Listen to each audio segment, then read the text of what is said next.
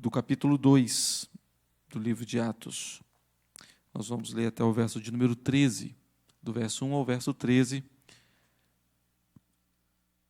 E o tema da mensagem hoje é a capacitação para cumprir a missão.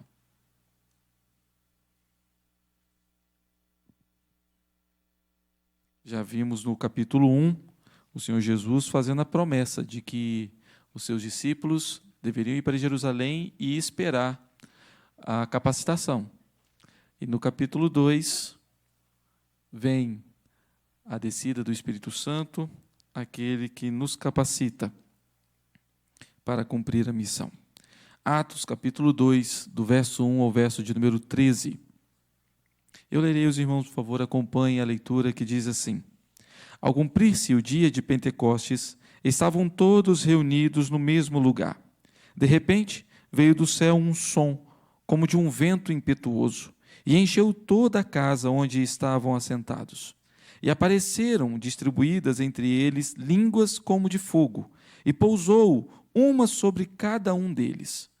Todos ficaram cheios do Espírito Santo e passaram a falar em outras línguas, segundo o Espírito lhes concedia que falassem.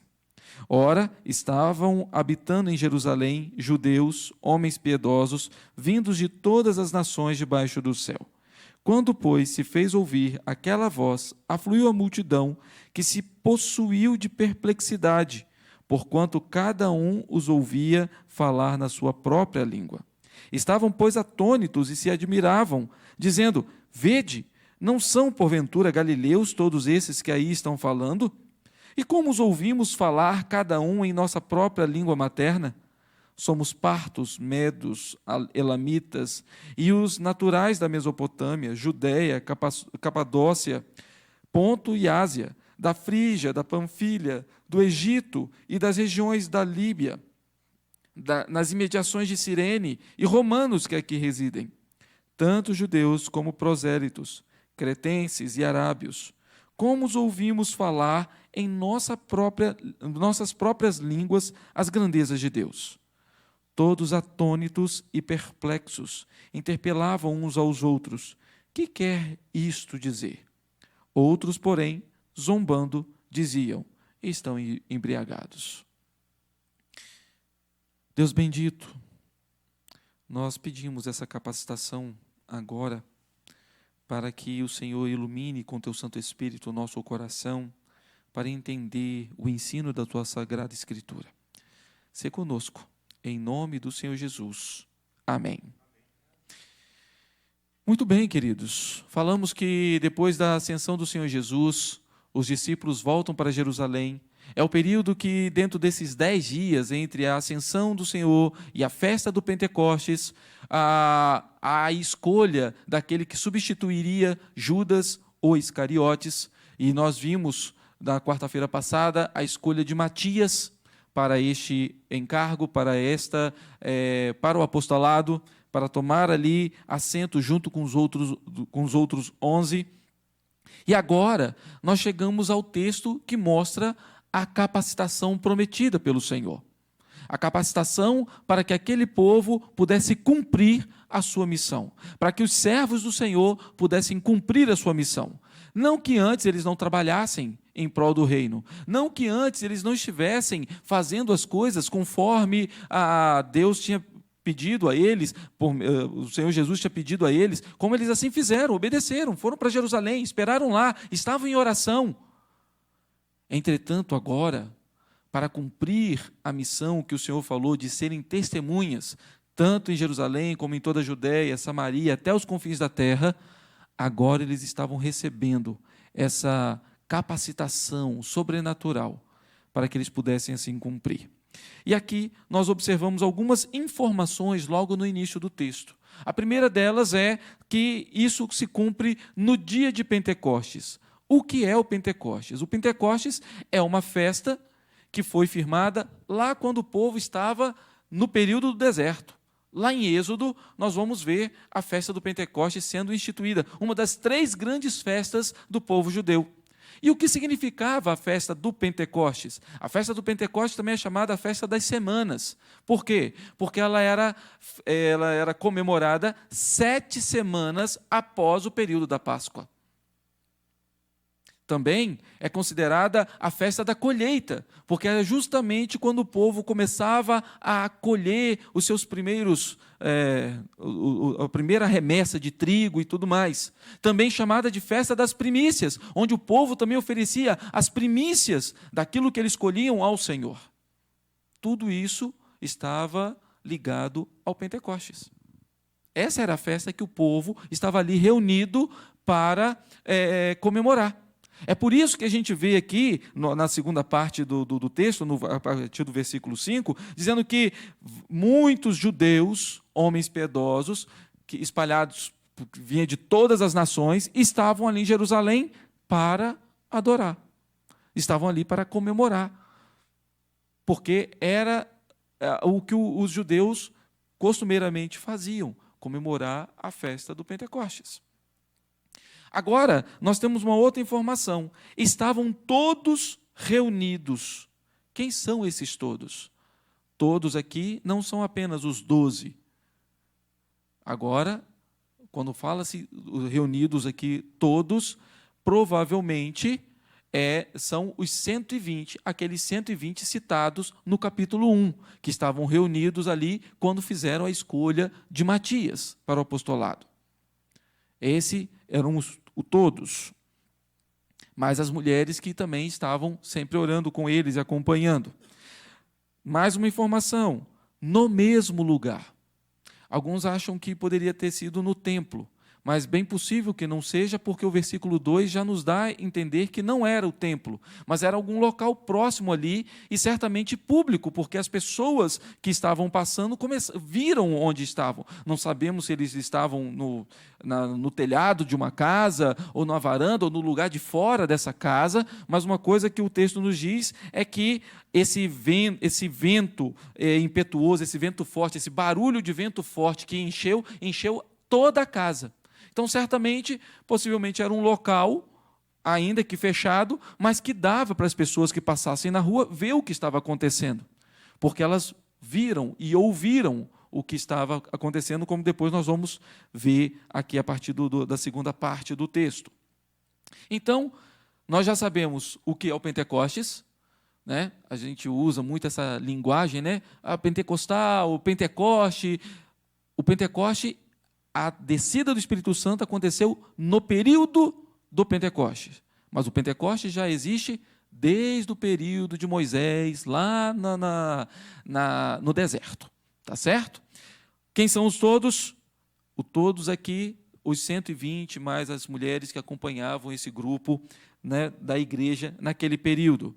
Onde eles estavam? Certamente em alguma casa ou algum local que comportasse essas 120, ou talvez algumas até do lado de fora, não sabemos, mas que dava para mostrar para as pessoas que estavam na rua, onde estavam passando ali, dava para ver o que estava acontecendo. E agora, nós observamos algumas coisas de lição para a nossa vida.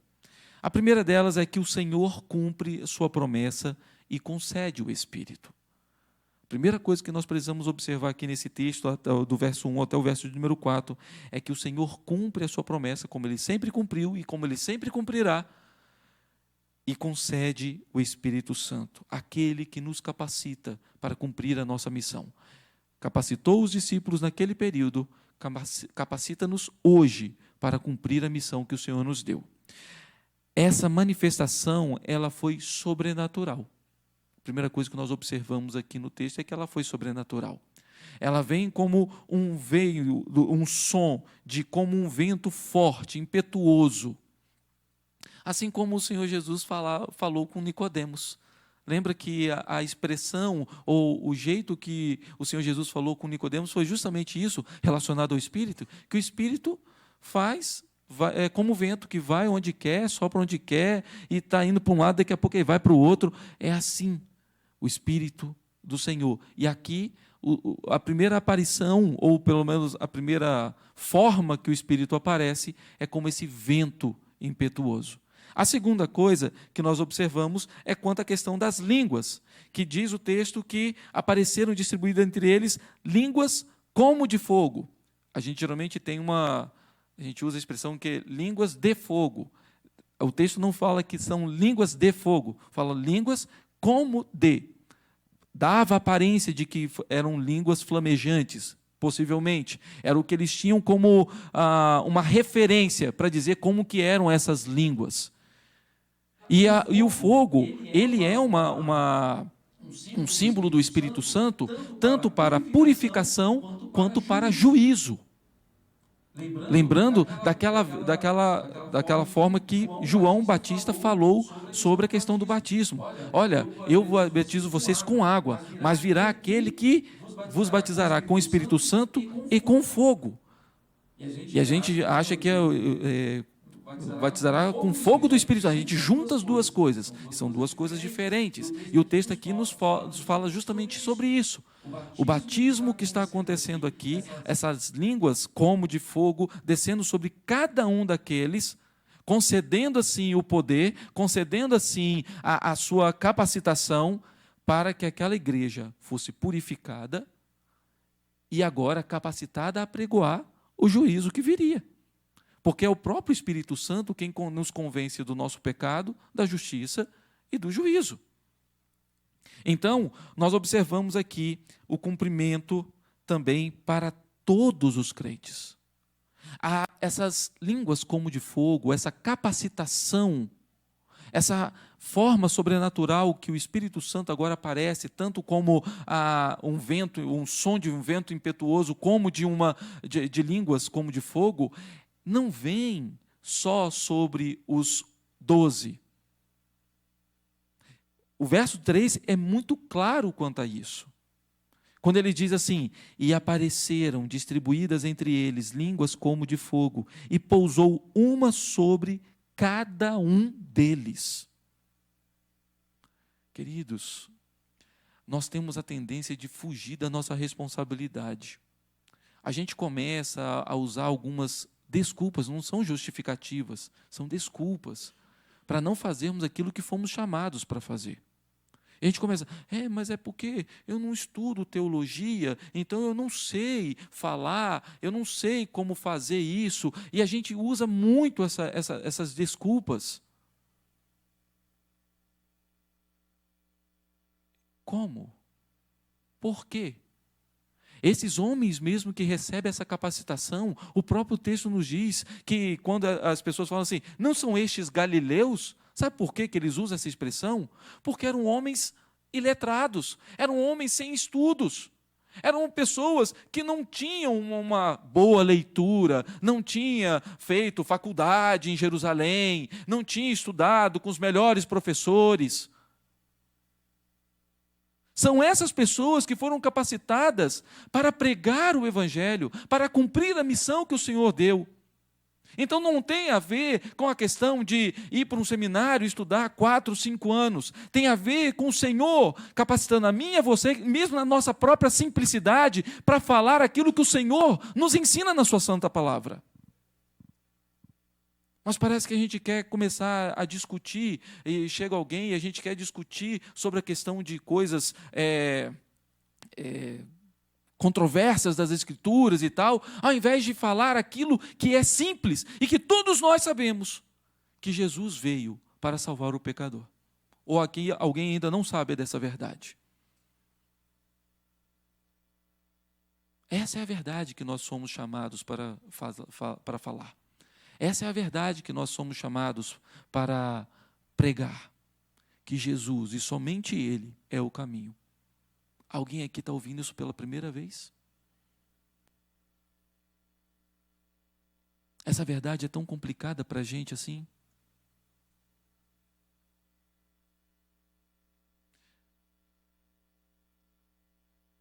É certo, queridos, que sem a capacitação do Espírito Santo, nem isso, que é tão simples, porque esse é o Evangelho, quem Jesus é e o que Ele veio fazer. Até mesmo essa verdade, ela se torna difícil de falar se não for pela capacitação do Espírito Santo, porque é como se nós não acreditássemos nela. é como se a gente tivesse ouvido falar dela, mas não acreditássemos nela. Como alguma coisa que você talvez ouviu no jornal e você fala assim, não sei se isso aí é verdade, não. Vou ficar na minha, não vou falar isso aí não, porque vai que não é verdade. É assim que vai vir essa verdade, que é a verdade. Mas parece que quando a gente não recebe a capacitação do Espírito Santo, e todos nós aqui, se somos crentes em Cristo Jesus, temos essa capacitação do Espírito Santo, porque o Espírito Santo habita em nós, somos habilitados a falar sobre isso. E por quê?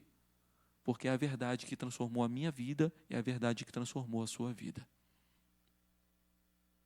E você sabe que essa é a verdade, porque o Espírito Santo habita em mim, habita em você. Nós já temos essa capacitação, recebida desde o dia que o Senhor transformou nosso coração, converteu o nosso coração, tirou o nosso coração de pedra e colocou um coração de carne. Esse cumprimento é para todos os crentes. O cumprir da missão não é simplesmente para os pastores, não é para os pastores e presbíteros, não é para os professores de escola dominical, eles também, todos estes também, mas é para a igreja, porque todos nós que temos o Espírito Santo somos capacitados a falar da verdade do Evangelho. Mas esse poder, essa promessa que é cumprida e que o Senhor concede a nós, esse poder restaura o que havia perdido. Restaura o que havia perdido. E o que havia se perdido? Entendamos, queridos, que desde o Antigo Testamento já se profetizava sobre a descida do Espírito Santo. Nós sabemos e temos o conhecimento, e possivelmente vamos ver isso no cenas do próximo capítulo, né? Ou do mesmo capítulo na realidade, mas o sermão de Pedro, que vem logo em seguida, que nós vamos falar semana que vem, vai citar justamente o texto de Joel. Mas não é somente o texto de Joel. Em Daniel também se falava sobre a capacitação do Espírito Santo. Em Isaías também falava sobre o que o Espírito Santo faria com o seu povo. E essa expressão que é usada lá em Isaías, no capítulo 28, ela é lembrada também aqui em 1 Coríntios capítulo 14, no verso 21 e 22, quando diz assim, na lei está escrito, e aí ele cita onde está lá em Isaías 28, versos 11, falarei a esse povo por homens de outras línguas e por lábios de outros povos, e nem assim me ouvirão, diz o Senhor. O verso 22, que é um complemento, dizendo, de sorte que as línguas constituem um sinal, não para os crentes, mas para os incrédulos. Mas a profecia não é para os incrédulos, e sim para os crentes. Paulo está aqui trabalhando a questão do dom da profecia, falando sobre a diferença entre ele, o dom da profecia e o dom de línguas, dando ênfase ao dom da profecia, e falando aqui que o dom de línguas, que aqui é mostrado lá no capítulo 14, e aqui também, não é para os crentes, e sim para os descrentes. Mas por que ele está falando isso? Aí entra a explicação daquilo que nós ouvimos sobre as línguas estranhas.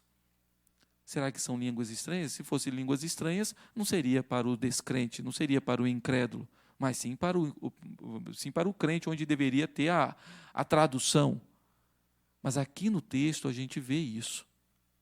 Porque essas línguas estranhas, elas não são línguas dos anjos, ou línguas, sei lá, que só os anjos falam, como alguns falam. Até mesmo porque todas as vezes que algum anjo apareceu nas Escrituras, ele falou a língua daquela pessoa que ele foi levar a mensagem.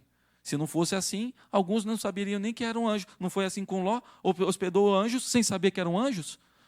Imagina se chega um anjo lá falando uma língua completamente diferente da de Ló. Ele fala assim, esse cara é de outra nação, porque ele está falando uma língua que eu não conheço. Mas não, falou a língua de Ló, falou assim a língua de Abraão, falou a língua assim de Manoá e sua mulher. Todas as vezes que um anjo aparecia, sempre falava a língua daquele povo. A gente nunca ouviu dizendo que teve uma língua de um anjo diferente daqueles que receberam a mensagem. E aqui nós observamos que esse dom de línguas que é dado a essas pessoas são línguas estrangeiras, línguas de outras pessoas, de outras nações, porque esses judeus agora, eles recebem essa língua. E por que ouvem a pregação ali, a glorificação a Deus, as grandezas de Deus sendo proclamadas nas suas línguas maternas.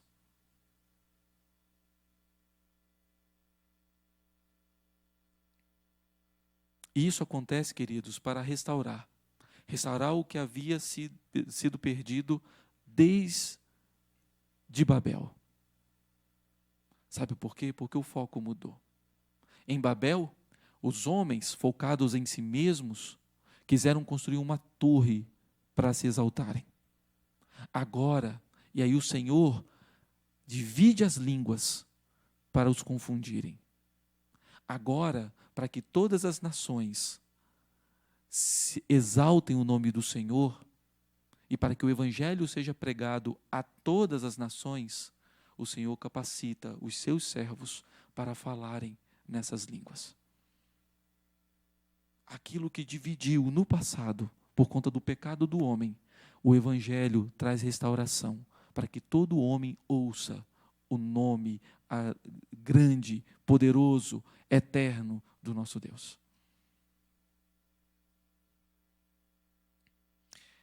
Esse acontecimento é a manifestação da graça a todos os povos. A graça do Senhor sendo manifestada a todos os povos. Não importa a língua ou o dialeto que eles falavam. O Senhor capacita os seus servos para falar àqueles povos. E agora eles estavam destinados a se dividirem e a pregar o Evangelho.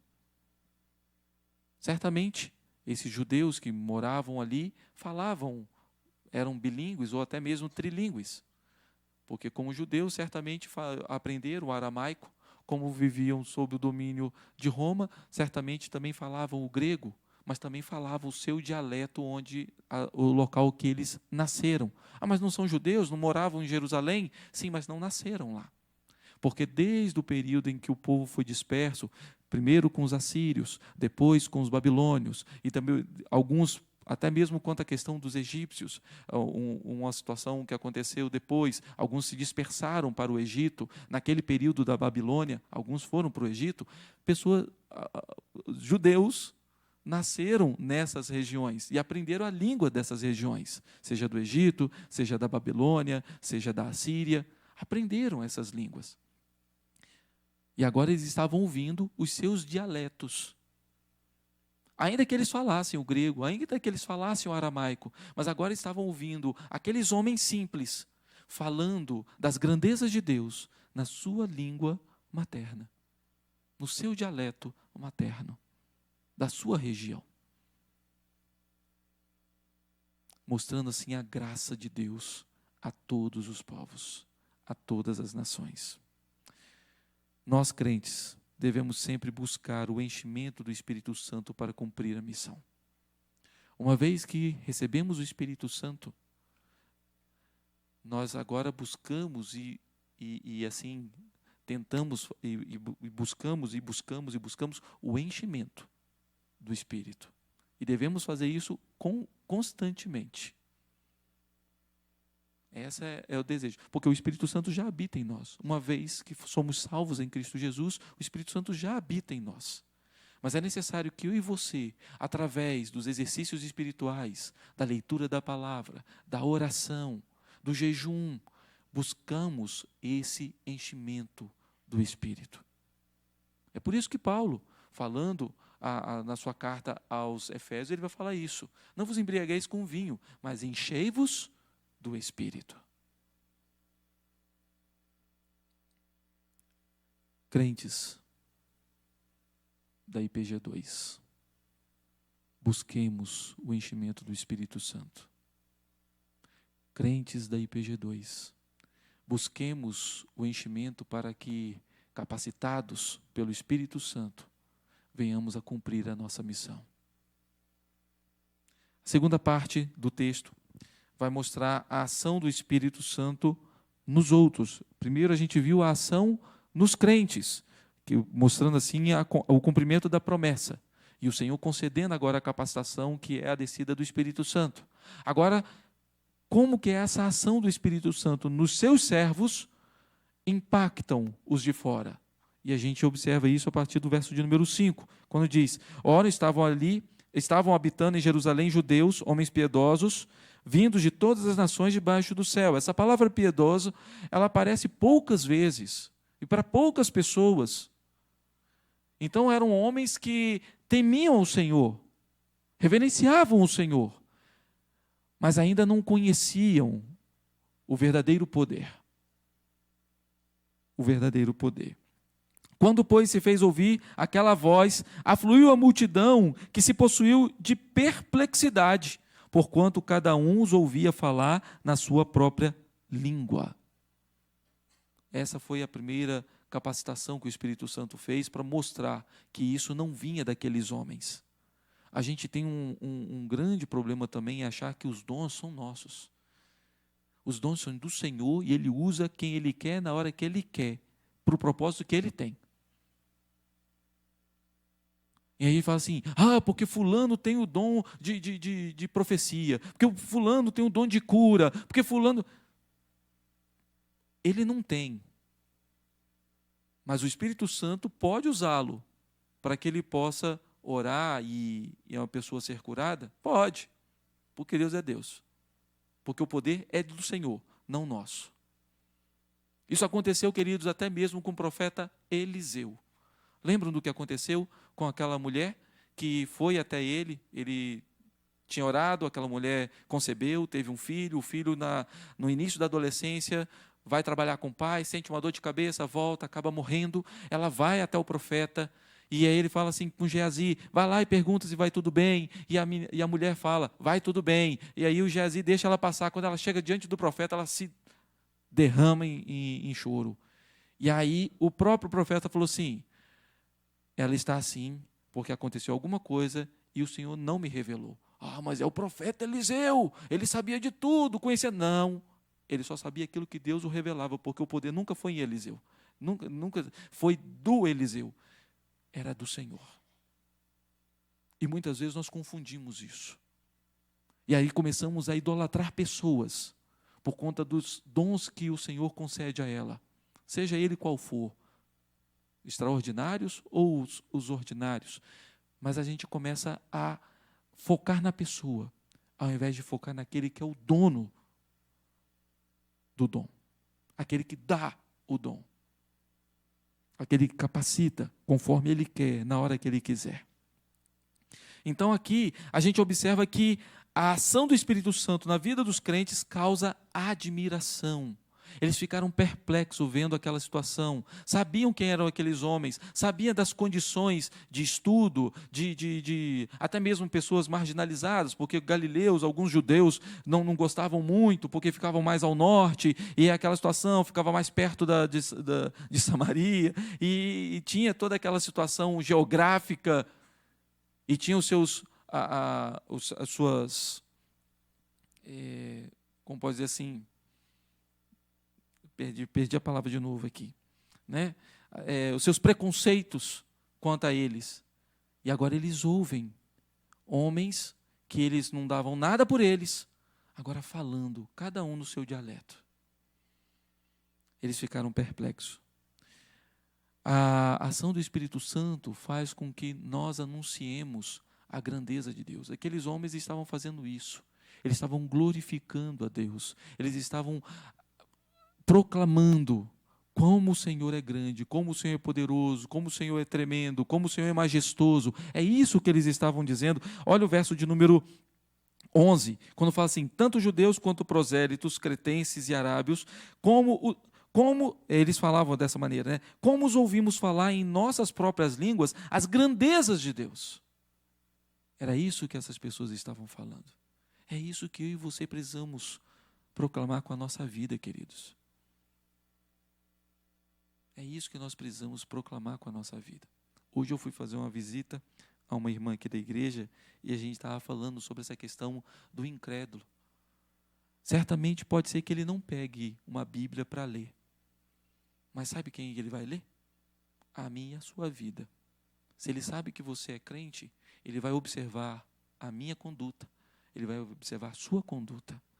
Ele pode não entender, ele pode não saber as Escrituras, mas certamente ele vai ter a mim e a você como referência, para saber se nós glorificamos a Deus, se nós proclamamos a Deus pelas nossas atitudes, se nós proclamamos as grandezas de Deus com aquilo que nós falamos, com aquilo que nós fazemos. Essas pessoas conheciam, elas sabiam das grandezas de Deus, porque eram homens piedosos. E eles entenderam que havia uma coisa estranha ali, ainda que não soubessem o que especificamente. Ainda não. Vai vir um sermão semana que vem. Mas eles ouviram das grandezas do Senhor. A terceira coisa que a ação do Espírito Santo causa é mostrar que Ele é suficiente para convencer o mundo do juízo, da justiça e do pecado. Muitas vezes nós queremos fazer isso na força da nossa voz. Nós queremos enfiar goela abaixo o Evangelho. Nós queremos convencer a pessoa no seu raciocínio. Não que a nossa fé não seja racional. A nossa fé, ela é racional também. Mas muitas vezes nós queremos argumentar e achar que na argumentação nós vamos convencer as pessoas. Nós não conseguimos convencer ninguém. O texto aqui nos mostra que muitos ficaram atônitos, perplexos. Eles não estavam entendendo, mas estavam admirados por aquilo. Mas todos estavam assim? Não. Tinha um grupinho que estava assim, tão bêbados. Uai, se bebedeira começar a fazer eu falar outra língua, seja o inglês, o espanhol, o alemão, então é mais fácil do que fazer um curso, né? Eu não sabia que bebedeira ia fazer um negócio desse. Eles sabiam que não poderia ser um negócio desse. Mas a incredulidade no coração era tão grande que era mais fácil eles entenderem dessa maneira do que crer que era algo sobrenatural agindo através da vida daquelas pessoas. Porque é o Espírito Santo quem convence. Nós não conseguimos convencer. Nós temos uma missão e nós precisamos cumprir essa missão. De adorar o Senhor, de edificar a igreja e também de propagar o Evangelho, de proclamar o Evangelho. Nós precisamos fazer isso. Falar o Evangelho, com certeza. Convencer a pessoa, não é conosco. Nunca vamos fazer isso. E é por isso que, capacitados pelo Espírito Santo, nós proclamamos o Evangelho e sabemos que, sendo instrumento de Deus, ainda que com as nossas imperfeições, aquele que é perfeito, fará a obra que lhe apraz. A obra é do Espírito e não nossa. Sabe por quê? Porque a conversão produzida pelo Espírito Santo é infalível, é irresistível. O chamado vindo da parte do Espírito Santo certamente produzirá a fé salvadora no coração daquele que era incrédulo, daquele que andava em trevas. Os seus olhos começam a enxergar a luz, a verdadeira luz. Mas uma conversão produzida pela fala humana, pela argumentação humana, ela pode gerar até uma mudança de comportamento por um tempo. Mas certamente será como aquelas sementes que o Senhor Jesus conta na sua parábola do semeador. Algumas na beira do caminho, outras em solo rochoso, outras no meio dos espinhos. Porque elas não foram convencidas e convertidas pelo Espírito, mas talvez por conta de algo que na cabeça delas fez sentido. Vai fazer por um tempo, se o Espírito Santo não agir. Mas certamente, quando vier as primeiras dificuldades, ela vai murchar. Quando vier as primeiras provações, certamente suas raízes não estão fixadas em algo que dê nutrientes a ela o suficiente, e ela vai murchar. Certamente elas serão arrebatadas facilmente. Temos uma missão para cumprir. Somos capacitados para cumpri-la, porque o Espírito Santo não está só no nosso meio, mas ele habita em nós. Fomos chamados para cumprir, recebemos essa missão, recebemos a capacitação. O que falta agora para que cumpramos a nossa missão? O que falta em nós é buscar o enchimento do Espírito Santo. O que falta em nós é buscar no Espírito Santo a disposição para cumprir essa missão. Todos nós somos chamados a cumprir, não somente a liderança, mas cada um de nós, crentes no Senhor, temos essa missão. Cumpramos a missão conforme a vontade do Senhor, para a glória do Senhor. Que o Senhor assim nos abençoe. Vamos orar? Vamos colocar de pé. Deus bendito, a Tua palavra aqui foi lida e nós pedimos ao Senhor que, assim como o Senhor capacitou os Teus servos com o Espírito Santo do Senhor, assim como o Senhor também já derramou sobre nós esse Espírito Santo quando o Senhor converteu o nosso coração, assim o Senhor nos use para o louvor da sua glória. Assim o Senhor nos use para proclamar as grandezas do Senhor. Assim o Senhor nos use para proclamar e para viver essas grandezas, para que sejamos testemunhas do Senhor, seja aqui dentro do templo, seja dentro da nossa casa, seja no meio dos nossos vizinhos, seja no nosso trabalho, na faculdade, na escola, seja na padaria, na farmácia, passeando com a família no parque, não importa. Que todos possam ver a luz do Senhor brilhando em nós, que todos possam ver que há algo diferente em nós, e esse algo diferente é alguém, não algo, mas alguém, é o Espírito Santo do Senhor que habita em nós, que nos capacita a sermos testemunhas do Senhor onde quer que formos. Pai querido, ajuda-nos, ó Deus, a ter uma vida de oração, de busca constante do Senhor, para que sejamos sempre cheios do Teu Santo Espírito, para que venhamos esvaziar de nós mesmos, dos nossos desejos, das nossas vontades, que muitas vezes não tem nada a ver com a vontade do Senhor, e que o Teu Santo Espírito realmente encha-nos de maneira transbordante, de maneira plena, para que cumpramos a missão que o Senhor nos chamou para cumprir. Em nome do Senhor Jesus que oramos. Amém. Amém. Amém.